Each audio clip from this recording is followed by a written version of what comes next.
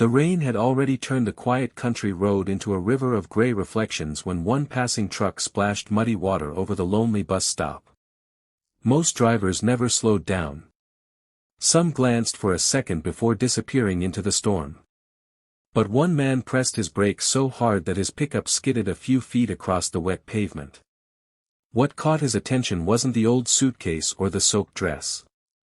It was the white cane resting beside a barefoot woman who never once looked toward the traffic. She simply sat there, trembling in silence, as if she had already accepted that no one was coming back for her. That single moment would change 2 broken lives forever.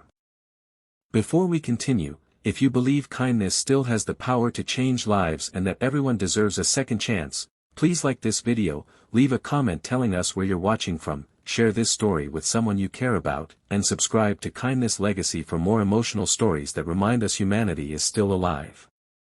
It was a bright summer morning despite the rain clouds that had gathered after sunrise. Rowan Mercer had spent the morning delivering handmade furniture to a nearby town before hurrying back to pick up his 8-year-old daughter, Maris, from her summer reading club. Life had never been easy since losing his wife 3 years earlier. Every sunrise reminded him that he now carried 2 responsibilities instead of one. He was both father and mother, provider and comforter. Some days he barely held everything together, but he never allowed his daughter to feel abandoned. She had already lost enough. As Rowan drove along the quiet highway, he noticed the empty bus shelter standing beside an old maple tree. At first he almost passed it. Then something inside him urged him to look again.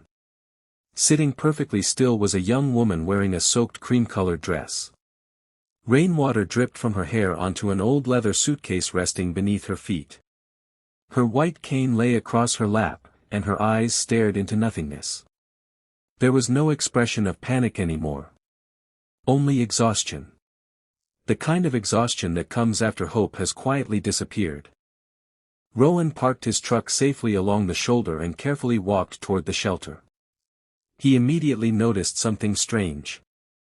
The woman's feet were bare, scratched from walking on rough pavement.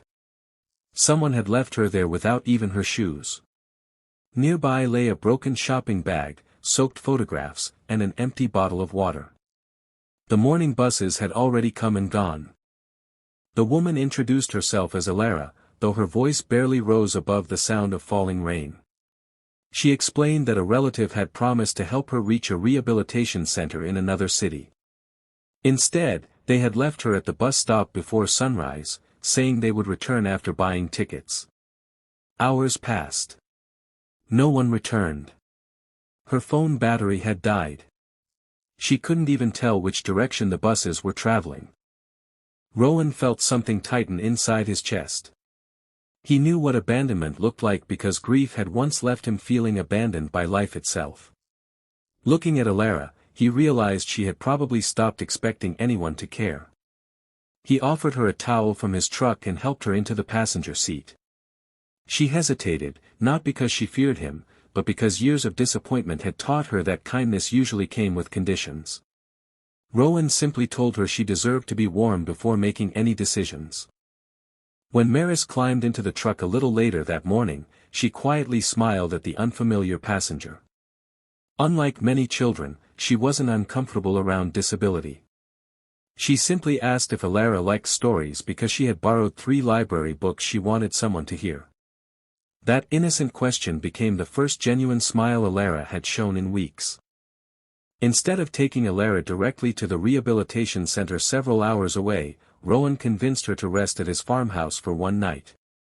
The old house wasn't luxurious, but it overflowed with warmth. Fresh bread filled the kitchen with comforting smells. Family photographs lined the hallway. Wildflowers bloomed outside every window. It was the kind of home built not with money but with love. That evening, Alara confessed pieces of her past. She had gradually lost her eyesight after a rare illness during her teenage years. At first her family stood beside her. But medical bills grew heavier. Patients slowly disappeared. Every year she became less of a daughter and more of a burden in their eyes. Small acts of neglect eventually became cruel habits. Invitations stopped coming. Conversations became shorter. Until finally someone decided leaving her behind was easier than helping her move forward. Rowan never interrupted her story. He simply listened. Sometimes the greatest kindness isn't solving someone's pain. It's allowing them to feel heard. The following morning sunlight finally broke through the clouds. Maris insisted on guiding Elara around the vegetable garden. She described every flower, every butterfly, every bird singing in the trees. Since Elara could no longer see the colors, Maris painted them using words so vivid that they almost became visible again. Yellow sounded like warm laughter. Blue felt like peaceful mornings. Green reminded her of fresh grass after rain. For the first time in years, Elara began believing that blindness had stolen her eyesight, not her ability to experience beauty. Days quietly became weeks. Instead of sending Elara away immediately, Rowan helped her reconnect with independence. Together they contacted organizations that specialized in mobility training, adaptive technology, and employment support. Every afternoon she practiced walking confidently with her cane through the nearby town while Rowan watched from a respectful distance, never treating her as helpless. Maris became her biggest supporter. Every evening they listened to audiobooks together, laughed over cooking disasters, and baked bread using carefully labeled measuring cups. Slowly the empty silence inside the farmhouse transformed into laughter that none of them realized they had been missing. Then life tested them again. One afternoon Rowan's woodworking business suffered a devastating setback when a warehouse fire destroyed nearly every finished project waiting for delivery. Insurance covered only part of the loss. Months of income disappeared overnight. Bills piled across the kitchen table.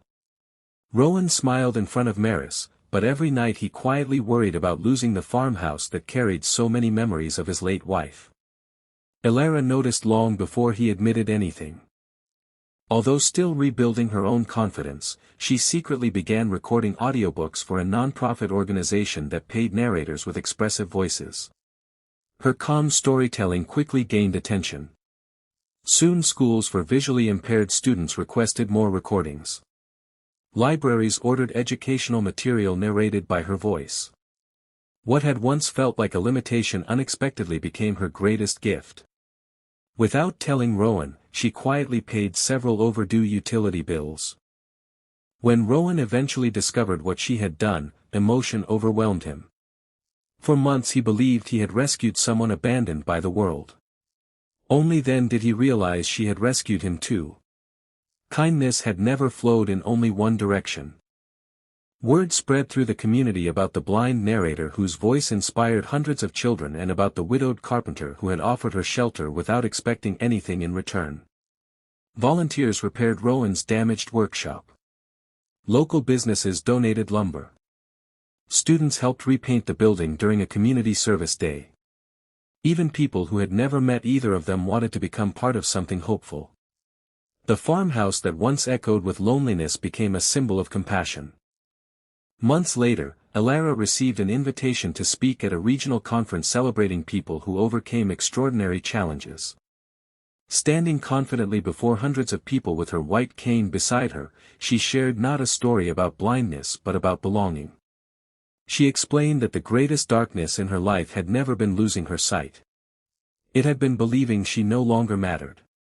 One stranger's decision to stop his truck on a rainy morning gave her something no medical treatment ever could. The courage to believe in tomorrow again. The audience stood in thunderous applause. Among them sat Rowan and Maris, both wiping tears from their eyes. After the conference, a woman approached Elara carrying an envelope. Inside was a handwritten apology from the relative who had abandoned her at the bus stop. Years of guilt had finally become unbearable. They asked for forgiveness but expected nothing in return. Elara read the letter through a volunteer and quietly smiled. She chose forgiveness, not because forgetting the pain was easy, but because carrying bitterness would only continue the loneliness someone else had created. Forgiveness became another form of freedom. As another bright summer morning arrived almost exactly 1 year after that storm, Rowan parked his truck beside the same bus stop. This time it wasn't abandoned. Volunteers had transformed it into a beautiful community shelter with fresh flowers, drinking water, emergency phone chargers, books in both print and braille, and a sign that read, "No one should ever feel forgotten here." Ilara gently touched the sign with her fingertips before smiling toward the sunlight warming her face. She could not see the world around her, but she could finally feel that she belonged in it. If this story touched your heart even a little, please leave a like, share it with someone who believes kindness still exists, write a heartfelt comment below, and subscribe to Kindness Legacy. Your support helps these stories reach people who may need hope today. Cherry Blossom special request, in memory of every person who has ever felt abandoned or invisible, please comment one simple word, hope. Your single word may encourage someone reading the comments who feels completely alone. Some miracles don't begin with wealth, fame, or impossible luck. Sometimes they begin with an ordinary person choosing to stop when everyone else keeps driving. A single act of compassion can rewrite someone's future, heal invisible wounds, restore broken faith, and remind us that family isn't always the people we are born with. Sometimes family is simply the people who refuse to leave when life becomes difficult. And on one rainy morning, beside a forgotten bus stop, one single dad proved that kindness has the extraordinary power to change a life forever.